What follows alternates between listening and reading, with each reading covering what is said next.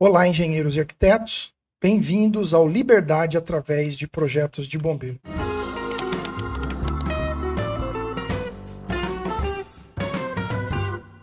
Aqui eu ajudo engenheiros e arquitetos a faturarem pelo menos R$ 15.000 por mês com projetos de bombeiro.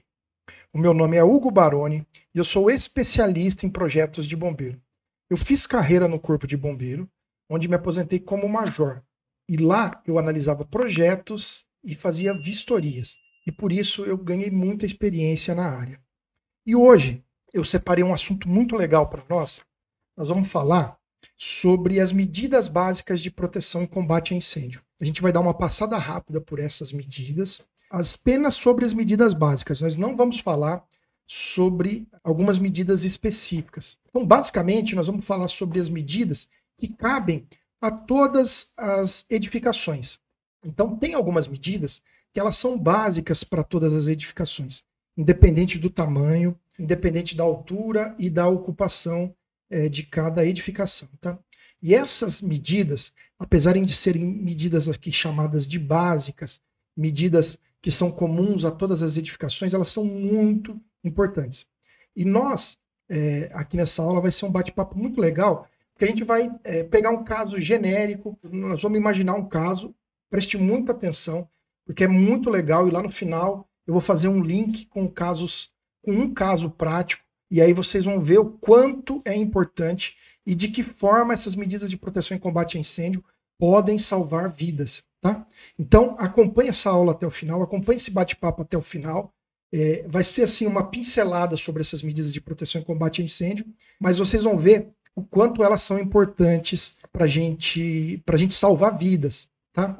Então, eu venho falando aí nas nossas aulas, né, da importância, da falta de profissionais, de como essa área ela pode ser uma área rentável, e assim é muito importante a gente entender algumas coisas. Tá? Inicialmente, eu só queria fazer um preâmbulo aí, a gente vai falar de quanto falta profissional nessa área, de como que está carente e de como você pode fazer carreira nessa área. Tá? Então, assim, existe um buraco hoje, um vácuo de profissionais. A gente não tem profissionais que realmente entendam da parte técnica, que realmente saibam o que estão fazendo. É claro, existem alguns profissionais, mas a grande maioria que hoje está atuando na área, eles não se aprofundam e não têm conhecimento técnico. E não tem, muitas vezes, a noção do problema, do que eles podem causar nas edificações. Então, essa aula é esse link aí, tá? Então, você que quer viver da parte de proteção e combate a incêndio, preste atenção nessa aula. Esse ramo da engenharia é capaz de te trazer ganhos expressivos, de ganhos para você aí mudar de vida, sair do que você está fazendo hoje, sair aí da carteira assinada e pular para um outro patamar, tá? Então, vamos prestar atenção. Eu vou começar então falando dessas medidas, né? Primeiro eu vou falar o que são as medidas, do que a gente vai falar hoje e do que a gente não vai falar hoje. As medidas básicas, que são básicas para praticamente todos os tipos de edificação, são as medidas de saída de emergência, são as medidas de proteção por extintores, sinalização, material de acabamento e revestimento, eles se enquadram aí para os locais de reunião de público. Basicamente são essas medidas que nós vamos falar hoje. Tá? Quais medidas que a gente não vai falar hoje, que a gente não considera medidas básicas? Né? Seria a proteção por... Nós vamos falar também de iluminação de emergência. Tá? Seria um sistema de alarme, elas não são medidas que cabem para todas as edificações, né? Então, sprinklers, e daí entre outras medidas de proteção. Tá? Mas as medidas básicas, como eu falei, que são iluminação de emergência, sinalização, saída de emergência e extintores, elas cabem para todos os tipos de ocupação, com exceção à iluminação de emergência, que não é exigido para alguns casos, né? Mas, por exemplo, para locais de reunião de público e dependendo da altura da edificação, a iluminação de emergência é exigido para todos os casos. Tá? Todas as legislações de todo o Brasil, elas são muito parecidas com a legislação de São Paulo. Elas nasceram da legislação de São Paulo. Tá? Então, o que eu falo aqui, apesar de eu ter trabalhado no Corpo de Bombeiros do Estado de São Paulo, isso serve para todo o Brasil. Então, essas medidas básicas são para todo o Brasil. Extintores, Independente do tamanho da edificação, do comércio, do condomínio residencial, pode ser menor do que 750 metros, da escola, da igreja, do depósito, independente do tamanho, extintores de incêndio é uma medida básica para todos esses tipos de ocupação. Tá? Depois a gente vai falar um pouquinho mais de extintores. Saídas de emergência, da mesma forma. As saídas de emergência, elas também são básicas para todas as ocupações. Independente se você tem um comércio, se você tem uma escola, se é um depósito, se é um local de reunião de público, as saídas de emergência cabem para todas as edificações. E mais uma vez, eu peço para que você fique na aula, porque eu vou fazer um bate-papo aqui sobre um caso hipotético, mas que no final vocês vão ver que esse caso hipotético, quando é bem aplicado, salva vidas. E nós vamos fazer essa relação com um caso real aí, tá? Sinalização. A sinalização também é básica para todos os tipos de ocupação. Se você está, por exemplo, num cinema, você vai ter que ter sinalização de emergência. Se você está num comércio, tem que ter a sinalização de emergência, que inclui a sinalização dos equipamentos e a sinalização da rota de fuga. Tá? Iluminação de emergência, ela só cabe para alguns casos, tá? Mas a gente considera ela básica porque ela não é determinada pelo tamanho da edificação, e sim pela ocupação. Então, para os locais de reunião de público, acima de determinado número de pessoas, aí depender do estado, acima de 50 pessoas ou acima de 100 pessoas, é obrigatório ter iluminação de emergência.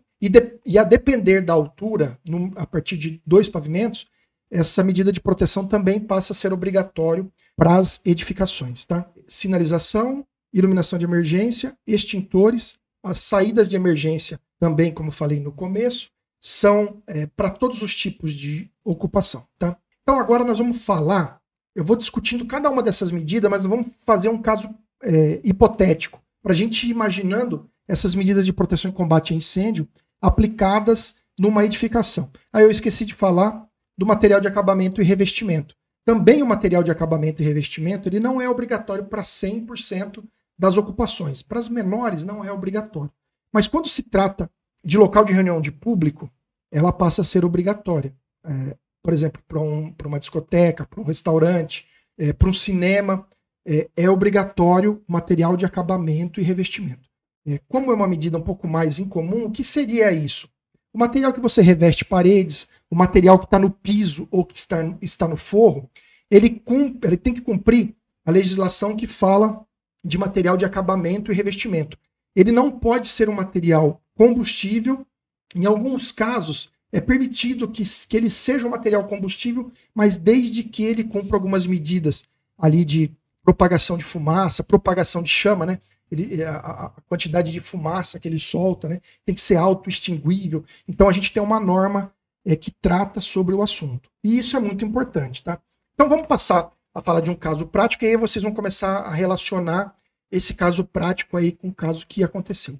Vamos falar que a gente tem aí uma edificação, vamos falar de um local de reunião de público, vamos falar de uma discoteca. Então a gente tem, olha só a importância de se conhecer as medidas de proteção e combate a incêndio. Vamos falar de uma discoteca. Aqui em São Paulo, até 750 metros quadrados, não é obrigatório o uso de hidrante para edificações. Então vamos colocar essa edificação menor do que 750 metros quadrados para que ela seja protegida pelas medidas básicas de proteção e combate a incêndio. Beleza? Então a gente tem uma edificação, vamos colocar aí de 600 metros quadrados. Nessa edificação de 600 metros quadrados, a gente vai ter toda a área aí aberta ao público. Nós vamos ter uma área restrita, que é a área de atendimento ao público, um bar, né?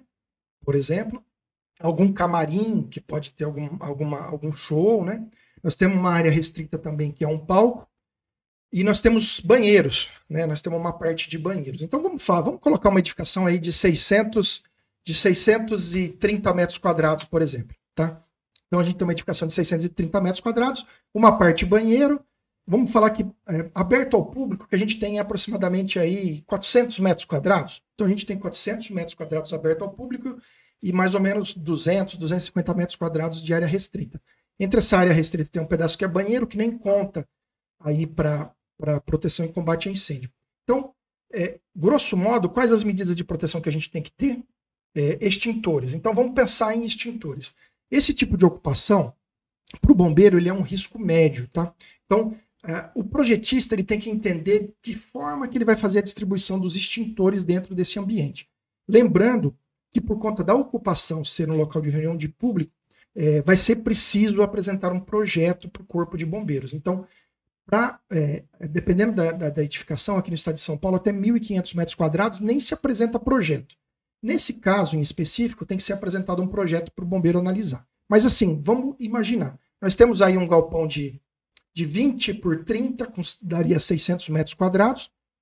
Nós temos que distribuir os extintores. Então, todo profissional que quer trabalhar nessa área, ele tem que conhecer sobre a proteção por extintores, tá? Tem que ter uma noção. Então, onde a gente inicia com a distribuição dos extintores? A gente tem que ter, aqui em São Paulo, pelo menos um extintor a não mais de 5 metros da porta principal de entrada. Então, você imagina essa edificação, a gente tem que ter um extintor ali próximo à porta de entrada. E a partir daí, a norma fala que nenhum extintor pode estar a mais do que 20 metros de caminhamento para qualquer operador, ou seja, não que um extintor tem que estar 20 metros do outro. Uma pessoa não pode caminhar mais do que 20 metros para alcançar um extintor. Então, basicamente, a distribuição dos extintores são feitos dessa forma. Aí, claro, a pessoa tem que ter uma noção de quais tipos de extintores distribuir, de que altura que esse extintor tem que ser instalado. Se você tiver equipamentos elétricos, eletrônicos, motores, você tem que ter extintores próprios, próximos para proteger esse risco específico. Mas, enfim, dessa forma você faz a distribuição dos extintores por esse ambiente. E aí, se os extintores estiverem bem distribuídos, você imagina que uma pessoa não pode caminhar mais que 20 metros para alcançar o extintor. Quanto tempo, num princípio de incêndio, uma pessoa que tem noção demoraria para alcançar um extintor? Muito pouco tempo, né? Num passo um pouco mais rápido para andar 20 metros, vai demorar o quê? 15 segundos para pegar esse extintor, mais 15 segundos para voltar. Então, em questão aí, algo próximo de 30 segundos, você teria alguém combatendo o início de um incêndio, no máximo. Porque a gente pode ter, dependendo da distribuição, vão estar até mais perto aí os extintores, tá? Provavelmente por uma área dessa daí, você vai ter 3, 4, 5 extintores. Quando a pessoa, quando o engenheiro ele faz a distribuição de forma até mais rigorosa, talvez a gente tenha aí meia dúzia de extintores distribuídos, 8 extintores nesse ambiente. Então você tem 8 extintores distribuídos, você pode ter aí 8 pessoas catando esses extintores para combater um princípio de incêndio. Daí você já deixa de alastrar um incêndio por conta dos extintores, tá? Mas não menos importante, além dos extintores, a gente também falou da sinalização de emergência, né? E a sinalização de emergência, nesse caso, você vai ter alguns tipos de sinalização. Sinalização de proibição, a sinalização de equipamentos e a sinalização de rota de fuga. Pelo menos essas sinalizações você vai ter em todo esse ambiente.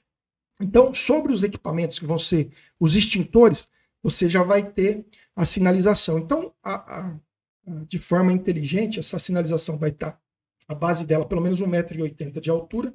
E aí, de qualquer local desse ambiente, você vai conseguir estar visualizando onde você tem um extintor próximo, tá? Eu que já fui bombeiro e que faço projetos de prevenção e combate a incêndio, qualquer ambiente que eu entro, eu já presto atenção e olho, tá preso em mim, é um vício, tá? Eu olho algumas coisas, entre elas, onde você tem as medidas de proteção e combate a incêndio. Eu já olho onde que está o hidrante, eu já bato o olho e vejo onde estão os extintores, é comum. Quando eu ando no shopping, eu ando olhando para cima e vendo como estão as distribuição dos sprinklers, distribuição de hidrantes, é meio que tá preso na gente, né? E muitas vezes tem muita coisa errada instalada aí, tá? Mas é assunto para um próximo bate-papo. Então, os extintores instalados aí, você vai vê-los através da sinalização. E além da sinalização dos equipamentos, você tem a sinalização da rota de fuga. Ela segue também uma legislação própria. Então, você vai se iniciar um incêndio, em tese, você vai ter placas sinalizando a saída de emergência e os extintores distribuídos também sinalizados. Então, essa sinalização, como ali é um ambiente que pode ter gente que nunca esteve ali, ela vai conseguir ter noção para onde caminhar. E mais, essa sinalização, ela tem, ela brilha no escuro, ela tem elementos fotoluminescentes que mantêm ela sinalizando mesmo depois, se a gente tiver uma falta de energia por conta do princípio do incêndio. Então caiu a energia, mas a sinalização você tem que tá enxergando. Então ali você tem essas medidas que podem até acabar com o incêndio no começo, porque os extintores são próprios para o princípio de incêndio, e você já tem toda essa sinalização que vai ajudar as pessoas a saírem desse ambiente. Então, muito legal. Nós falamos, então, de extintores e sinalização. É muito importante essas duas medidas, tá? Elas salvam vidas de fato, tá? Muita gente aí que passou por situação de incêndio e que você tinha a sinalização bem feita, elas relatam que o que salvou a vida delas foi a sinalização. Aí nós temos outra medida de segurança contra incêndio, que é a iluminação de emergência, tá? Então, o engenheiro que atua nessa área, ele já tem que saber que para um local de reunião de público como esse que eu falei, de mais ou menos 600 metros quadrados, nós vamos ter pontos de iluminação de emergência distribuídos de uma forma que evita das pessoas entrarem em pânico, tá? A iluminação de emergência mantém a claridade nesse ambiente, bem distribuída e funcionando de forma adequada. É lógico, não vai ficar um local claro, não dá para permanecer no local, mas ela vai direcionar e vai manter as pessoas com calma e sabendo onde estão para sair do ambiente. Então nós vamos ter iluminação de emergência.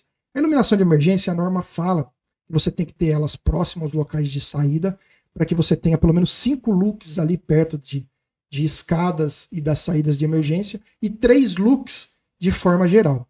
E a norma fala que esses pontos, esses pontos de iluminação de emergência devem estar no máximo a 7,5 metros da parede e 15 metros um ponto do outro, tá? Pessoal, por que eu tô falando, tô batendo um papo e mostrando isso para vocês, tá? A parte técnica é muito importante para quem quer seguir nessa carreira, né? Ela porque muita gente fala que não adianta nada você saber a parte técnica se você não tem clientes, né?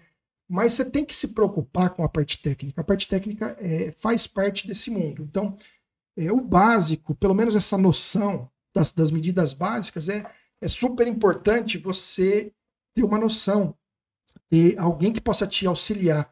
Porque você imagina você pegar um projeto desse e o tamanho da responsabilidade que é. Tá? Parece um local pequeno, né? Para quem é habituado a fazer grandes projetos, 600 metros quadrados é um ambiente pequenininho, é um projeto, em tese é um projeto simples, tá? Mas iluminação de emergência, então. Então, a gente vai ter lá os corredores iluminados, o ambiente com uma iluminação mínima, a sinalização, os extintores que foram usados no começo. Então, você imagina as pessoas ali dentro, quando você inicia, quando você tem um princípio de incêndio, o que acontece?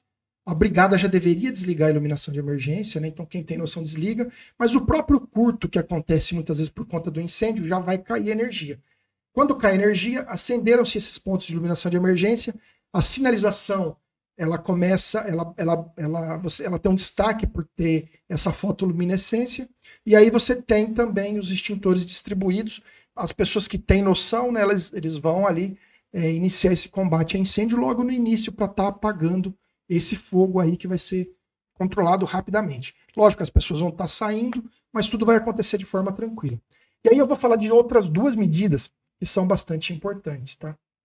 Você acredita que isso pode salvar a vida, né? Tudo que eu falei é feito para salvar a vida. Parece que as plaquinhas de sinalização são coisas bobas, mas não são. Os extintores a gente vê em todo lugar, mas salvam vidas, tá? Iluminação de emergência, em casos aí de pânico, em casos de incêndio, vai salvar a vida de pessoas. Então, engenheiro, entenda esse mundo que você está entrando, busque alguém que possa estar te auxiliando e pegando na sua mão no início e tirando as suas dúvidas e não deixando você cair em enrascadas, tá? Aí vamos falar agora nós temos mais 2 medidas básicas de segurança contra incêndio para falar. Uma é saídas de emergência e outras é o material de acabamento e revestimento. Eu vou falar agora de material de acabamento e revestimento. Então, como eu falei lá no início, o material de acabamento e revestimento é tudo que vai revestir as paredes, o piso e o forro. O piso, muito comumente, ele é um material incombustível, né? Praticamente em todos os lugares. É claro que em alguns lugares a gente tem carpetes instalados, isso é muito comum em auditório, é muito comum muitas vezes em algum saguão de hotel, né, nos corredores, quartos, né? Esse piso e qualquer um desses materiais, ele tem que cumprir a legislação de material de acabamento e revestimento. Esse material tem que ter um tratamento. Se ele não é um material anti-chama de fábrica, você tem que passar um tratamento, ou com uma tinta, ou tem alguns produtos que você lava, por exemplo, tecidos aí, e esse material passa a ser um material anti-chama, um material que cumpre a legislação. Então, o engenheiro ele tem que saber, tá explicando para o proprietário que o proprietário tem que cumprir essa legislação. Então, é óbvio que se o engenheiro for lá renovar um espaço e ver que aquilo tudo está revestido de tecido, está tudo revestido de caixa de ovo ou de espuma as paredes, cara, isso é muito perigoso. Então, não vai estar cumprindo a legislação. Então, você tem que, inclusive, orientar o proprietário e muitas vezes você vai ter até que denunciar se você vê que é uma situação de risco e você visitou ali e você não tomou providências, você pode ser corresponsável, né? Então você tem que orientar a pessoa e, inclusive, dependendo da situação, até denunciar se a pessoa não quiser tirar esse material de acabamento e revestimento. Veja o quão importante é você conhecer de legislação e proteção e combate a incêndio, tá? Então, assim, você que quer viver dessa área, você tem que ter alguns pilares, né? Um dos pilares é uma sua boa apresentação, outro é você conhecer tecnicamente o mínimo e ter em quem se apoiar para não fazer nada errado que pode complicar para você, e outro é ter os clientes. E essas três coisas têm que andar juntos. Você tem que ir atrás dos clientes, mas ao mesmo tempo você tem que estar estudando ou tem que ter alguém que possa te ajudar a resolver qualquer problema, tirar dúvida e não deixar você cair em alguma enrascada. Tá?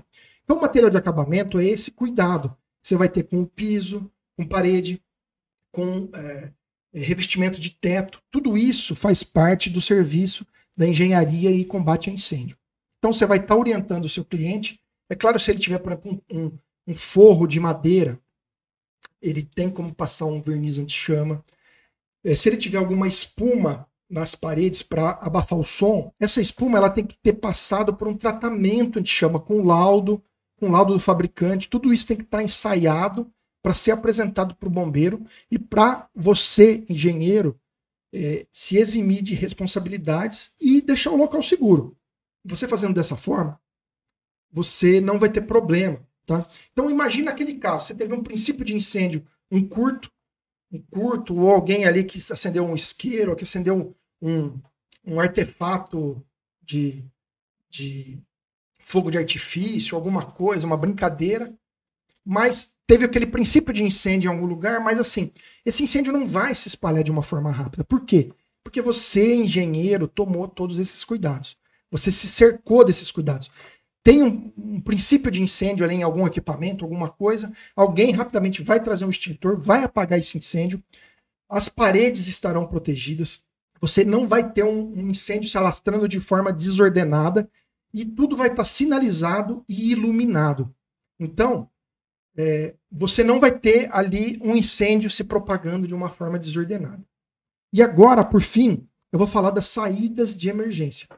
As saídas de emergência, elas cabem para todos os locais, tanto todas as edificações, tanto os locais de reunião de público, comércio, escola, igrejas, né, que também se enquadra no local de reunião de público, prédios residenciais, né, tudo isso são medidas básicas e cabem a todas essas edificações. Tá? Então, assim, no caso específico, quando você fala de saídas de emergência para um local de reunião de público, você tem que tomar alguns cuidados, tá? Aqui no estado de São Paulo, os locais de reunião de público para mais de 300 pessoas, eles devem ter ao menos 2 saídas de emergência. E essas saídas de emergência devem distar uma da outra a pelo menos 10 metros. Então elas não podem estar grudadas uma na outra. E se elas estiverem a menos de 10 metros, as saídas têm que ser aumentadas, salvo engano, em 50%. E muitos estados seguem o mesmo padrão. Então, tamanho o cuidado com saídas de emergência. Tá? Então você, de posse dessas informações, você já sabe que você tem que ter ao menos 2 saídas. E que tamanho que tem que ser essas saídas? Ora, você tem que saber dimensionar o público que vai caber nesse ambiente. Você pega os locais ali que estão abertos ao público, cabem X pessoas por metro quadrado. Para o local do bar, cabem X pessoas por metro quadrado. No caso do bar, 7 pessoas. Ali no palco você vai ter uma população menor, que vão ser X pessoas por metro quadrado. Normalmente ali é uma banda no máximo que você vai ter. E de posse de tudo isso, você vai saber que naquele lugar, vamos supor, de 600 metros quadrados, mas, sei lá, com 450 metros quadrados aberto ao público, que ali podem ter no máximo 900 pessoas, por exemplo. Ou 1.000 pessoas, vamos falar que é um pouquinho mais de espaço aberto ao público. Você pode ter no máximo 1.000 pessoas. E aí, você vai fazer a conta de quantas unidades de passagem você vai necessitar para escoar esse público desse ambiente. Tá bom? Então veja que a gente fez toda uma construção. E aí a gente chegou nas saídas de emergência, que agora a gente sabe que tem que ter 2 portas, e essas 2 portas, cada uma delas, as 2 somadas, tem que dar 10 unidades de passagem, que cada unidade de passagem equivale a 0,55. Então a gente tem que ter, falando assim, grosso modo, nós temos que ter 5,5 metros de saída. É claro que a unidade de passagem, muitas vezes, ela não é quebrada, a porta tem uma outra regrinha que a gente olha lá. Mas vamos dizer que nós tenhamos que ter 5,5 metros de saída. Pelo menos 5,5 metros. Distribuída em 2 saídas, uma 10 metros uma da outra. E aí a gente tem toda a legislação básica protegendo a vida. E nós temos o engenheiro que se preocupou e que soube prestar esclarecimentos para o proprietário, que soube denunciar se o proprietário está fazendo a coisa errada, soube entrar num lugar e já saber que aquele local está seguro ou que não está seguro. Até quando ele vai frequentar um lugar, você tem que ter noção. Eu, por exemplo, quando eu vou no local, eu já sempre olho quais as saídas alternativas, qual que é a saída mais próxima, né? Você está protegendo, às vezes, sua família, as pessoas que você ama ali, você sempre presta atenção. E o engenheiro de segurança contra incêndio, ele tem que se preocupar muito mais. Ele tem que se preocupar com a segurança de todos que vão estar naquele local. Tem que se preocupar se aquele ambiente realmente está sendo um ambiente seguro, tá? Então a gente descreveu aí uma discoteca, pouco mais de 600 metros quadrados, que cabem aí cerca de 1.000 pessoas. Essas 1.000 pessoas vão ser orientadas pela sinalização, pela iluminação de emergência. A gente tem extintores para atuarem ali no princípio de incêndio, que aconteceu esse princípio de incêndio. O incêndio sendo controlado no começo ou não, as pessoas vão conseguir sair por conta das saídas bem dimensionadas, né? Aí, sem falar as saídas de emergência, a gente tem escada, rampa, se tiver corrimão, guarda-corpo, as portas não podem permanecer fechadas. Tem uma série de coisas que estão aí vinculadas nesse mundo que fazem parte de saídas de emergência. E dessa forma, praticamente você projetou de forma muito coerente, muito competente, e salvou vidas, tá? E aí, como eu tinha falado no começo, aí a gente vai linkar tudo isso que eu falei com um caso real, que é a Boate Kiss, né? Que a gente tem, que aconteceu em 2013, tá? E praticamente agora um pouquinho mais de 10 anos. Então, essas medidas básicas de segurança contra incêndio, eu te garanto, eu já analisei muitos projetos, eu já andei em muitos lugares e fiz muitas vistorias. Quando essas medidas de proteção e combate a incêndio forem bem dimensionadas, elas vão salvar vidas. Elas certamente salvarão vidas. Então, vamos passar para o caso da Boate Kiss. Por que se iniciou um incêndio? Foi uma pessoa que acendeu um artefato pirofórico, né? Um fogo de artifício, e aquele fogo de artifício fez com que pegasse fogo no material de acabamento e revestimento, se não me engano, do teto.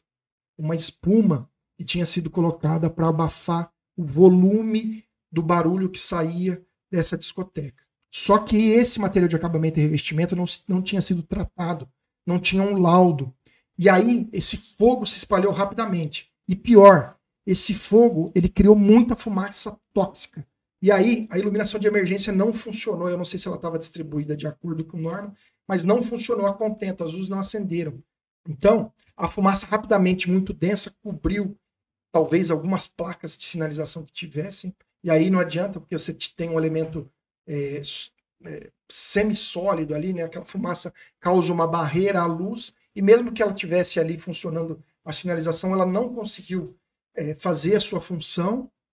E aí, os extintores, não sei se funcionaram, mas quando você criou tudo isso, eu não sei se também estavam bem distribuídos e se funcionaram. Eu sei que um ou outro extintor funcionou, mas o incêndio se propagou de forma muito rápida, muito mais rápido do que poderia ser, né? E aí não tem como você combater esse incêndio com extintores em vários lugares ao mesmo tempo, e aí ninguém segurou o incêndio. E pior, sinalização e iluminação de emergência acabou não funcionando, né? As pessoas não conseguiram entender onde estavam, o que estavam fazendo, e as saídas de emergência, uma estava fechada, tinha barras na frente dela, e a outras que demoraram para abrir, e não sei se estavam dimensionadas de forma proporcional ao público que poderia estar ali dentro. Outro caso também, ainda sobre saídas de emergência, é que até onde eu sei, haviam mais pessoas do que poderiam ter nesse ambiente.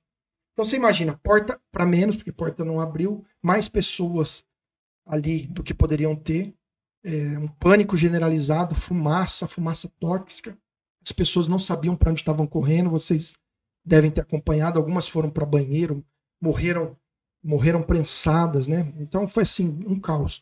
242 pessoas mortas. 242 pessoas mortas. Como eu falei no começo, é um projeto simples, né? 600 metros quadrados, né? De fato, é um projeto simples, mas existe uma responsabilidade gigante do engenheiro de segurança contra incêndio. Tudo isso culminou com mais de 600 feridos, 242 pessoas mortas, familiares arrasados. Acabou com aquela... Imagina aquela cidade, né? Ainda não se recuperou desse trauma. Então, gente, falando tudo isso para que vocês entendam do tamanho da oportunidade, porém, do tamanho da responsabilidade. Entrem sabendo o que vocês vão ter que encarar e a responsabilidade em salvar vidas. O princípio, acima de tudo, é salvar vidas e deixar os locais seguros, cumprindo a legislação. Se você for entrar nesse mundo, busque alguém que possa te auxiliar, até que você ganhe uma experiência, até que você consiga trabalhar aí nessa área contra incêndio. Tá?